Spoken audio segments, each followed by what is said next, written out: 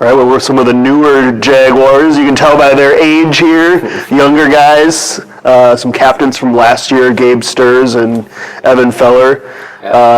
Guys, what is it like to be back inside Jefferson High School after recently graduating? I mean, it's been a few weeks, but, feels like home still. Lots of good memories here. It's been a great time. Yeah, it hasn't been too long, but we're back in here. Do they still do the graduate? When I graduated in '98, they did a graduation lock-in. You were inside the building all night, a bunch of games, and everybody was here. Do they still do that now? Oh yeah. Yep. They had the hypnotist and magician, casino. Yeah, it was a lot of fun. Yeah, a lot of gambling. Not the best night for me, though. Good thing it's not real money, though, or at least I hope it wasn't. But good to know they still do the casino night, even 20-some years later. What was that night like? For me, it was very surreal knowing that. For me, it was surreal knowing that this will be one of the last times I'd be around some of my friends. We're all going to different places next year. Did you guys have that same kind of feeling, kind of like an eeriness or kind of a little bit bizarre? Yeah, totally. Definitely got those feelings. Oh yeah, there's gonna be people here that I'm never gonna see again in my life, and that's all. It's kind of like a bittersweet thing because everyone's moving on to a new life that they've paved for themselves. But it's always good to keep in touch and check up on the good friends that you've made in high school and the ones who really matter to you. Yeah, kind of like what Gabe was saying, but it's better now that everyone has phone and stuff. Everyone's kind of able to keep in touch better, but for sure, a lot of these people you probably won't be seeing in person until a reunion or something comes up. Yeah, that's a good point. Very few people had cell phones back when I graduated, certainly not a high school student. But you guys are, like you said, on to bigger and better things, so fill everybody in on what's going to be happening for you guys here in the next couple months. Evan? See, I'm going to the Air Force Academy in Colorado Springs. I'll be studying there, probably engineering, and then hopefully after try going to flight school and be a pilot.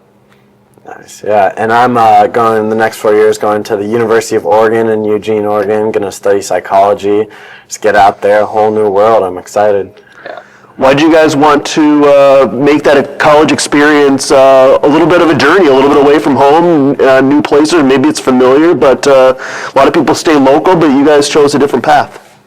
Well, I don't know. I was kind of looking. I feel like the military is something I want to do. It kind of fits with who I am. I feel like I like kind of the structured organization of it, and it just seemed like something fun, something new. Kind of had enough of Minnesota, new place. Enough of these winters. Yeah. I mean, I love Minnesota, and it's a great place to grow up.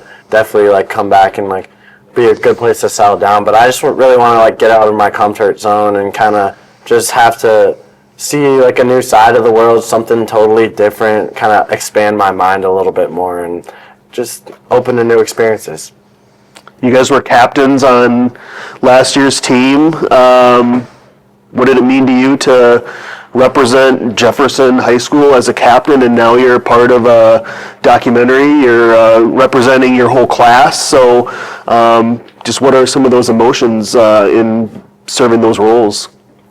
I mean, yeah, it's a huge deal. Definitely an honor being a Jefferson football captain, And, when I first, before I was a captain, I didn't really understand what it meant to be that. And when you're actually in those shoes, in the moments where you gotta take charge and take care of your whole team, then you really realize how much responsibility it takes. But I've definitely grown so much from it, and it's one of the most just one of the best experiences of my life. And I'm so thankful for all the people who have helped me get through it and just everything it's given me. Yeah, being a captain for especially a sport like football, you're leading the team, you're helping everyone out. Really, I feel like it's one of the most important skills, and it's definitely something that I'm going to take with me. And especially this year, I feel like it was important because this was officially the last year playing at Lincoln. Now that they're finally building the new stadium, we had a new coach also, so kind of we're helping him out also as much as we could. Kind of more of a bigger role on us. It's kind of feeling things out together and trying to build things up and just onto new things, Yeah. Was that something that, being that it was the final year of Bloomington Stadium this past year, was that something that was talked about throughout the year? That, hey, this is special. We're the last class to play our football games in this building. Yeah, I mean, it was definitely totally something we were yeah, this is our last time playing here. Like last year, we thought it was gonna be like this is our last game, and they're like this year's gonna be like. So we were like, also like, are they really gonna make this stadium? But yeah, I mean, it was totally like, it was surreal, like knowing like this is gonna be the last time like our cleats will be on this turf, and it was like, let's do it. Yeah. Well, they started breaking ground out back, so we know that there's progress being made for sure. What were some of the memories on the field from this past fall, some of the big wins you guys got to experience, or maybe some of the more lighthearted stories that stick with you here a few months later?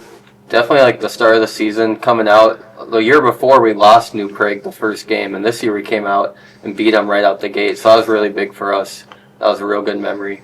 We threw 4 touchdowns, and we had a good defensive game. Yeah, that game was so much fun. That game really kind of just like embodied like the whole like summer, just working so hard and like just putting everything we could into it. And like the game, like it got pushed back like a few hours. It was raining, it was sloppy, but like we didn't care. We just went out there, played our hardest. I actually ended up in the hospital after. I had like a rhabdo, so my muscles were just like completely done after that game, but like it was so worth it. It was so worth it. We were all like dancing around him in the locker room. He was cramping up. We were all dancing and having fun. But you know, good memories. Good memories. Yeah, for sure. You guys each have a younger brother who's a current or aspiring football player. What does that mean to each of you to have your younger sibling kind of following in your footsteps? We've had a lot of brother combinations here on the documentary, and your younger siblings are also playing. Yeah, I mean, it kind of is cool to like see him play the sport I also played, and he's always working hard. And it was cool this year. He was like on varsity and stuff, getting reps, and so I was able to like give him tips and stuff and kind of help lead him. So he was kind of new to this, his first year of being on varsity. Yeah, for sure. That's like what it's all about, just getting him ready to like just know those things that you didn't know coming into it. It's always kind of an advantage, especially like having that, and like you just want them to do the best, and like seeing them work hard, like knowing that they're going to put everything into it just like you did, like just makes me proud, like seeing them like go crazy. And that's why, like, they're all our brothers. That's what I'd want for everybody on the team, like it's just all love. And your brother had a big role, as you did, on varsity this year, Evan. So what was it like having Evan Feller get a carry on one play, then the next play your brother's maybe getting a reception? How cool is it to have your younger brother right there by your side, same side of the ball too on offense? Yeah, it was cool. It meant a lot to me because, I'd get a carry. I know he actually played a big part. He caught some crucial touchdowns throughout the year. I think that first game he caught the touchdown at the very end of the game, and so it was really cool to see him making plays out there and being an important factor of the team. We've had a lot of guys come through this building that maybe graduated decades ago, and they've seen all the updates since. What do you guys think this school might look like in another 20, 25 years? Maybe when you guys come back, who knows, for the first time? Or I mean, I don't know. It's going to be fun to come back and check it out. Who knows if they'll have some kind of new AI thing. I'm so excited to see how this stadium turns out and everything. And I don't leave for college until late September, so I'll be able to come and see a few games there. So I'm just super excited to be able to see that and see my brother play, and just it's gonna be a good time checking that out. Yeah, I'll always have a connection to the school, so I'll definitely come back and check it out. So let me ask a question. So you guys played for Coach Carlson 2 years ago, and then you had the Bachman this year. Can you talk a little bit about the differences between the two coaches, or how they ran the program, or maybe on a daily basis, or any differences? Totally, yeah, for sure. Definitely some differences, but a lot of similarities as well. A lot of the coaching staff stayed the same.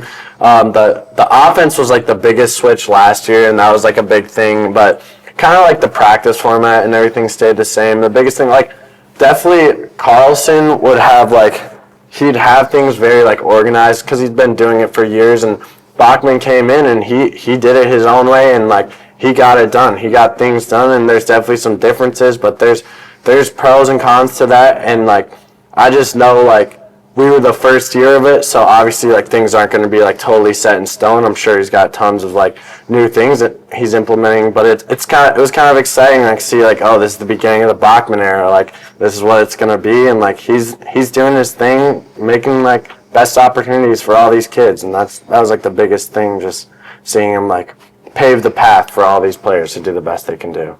Yeah, kind of like what Gabe was saying. He kept things pretty similar because he's already like influencing things. He's already like coaching the head coach for the defense the last couple of years, and so he kind of already knew like what was going on. But I remember him telling all the captains before the season that like some things would be different, and so for the most part, it wasn't too different. And, yeah. Which one has the better sense of humor? Definitely Bachman. Yeah, Bachman's got it. But I will say, Carlson had one moment where it was like, okay, like this kid Marcus, he would always like just say something funny about him.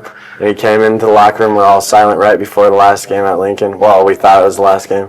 And he's like, said, Marcus, like, get on the field. And he's like, we're all silent. He's like, you guys can laugh now. And we're just like, oh, stupid guy laughing. But yeah, that was a funny moment with Carlson.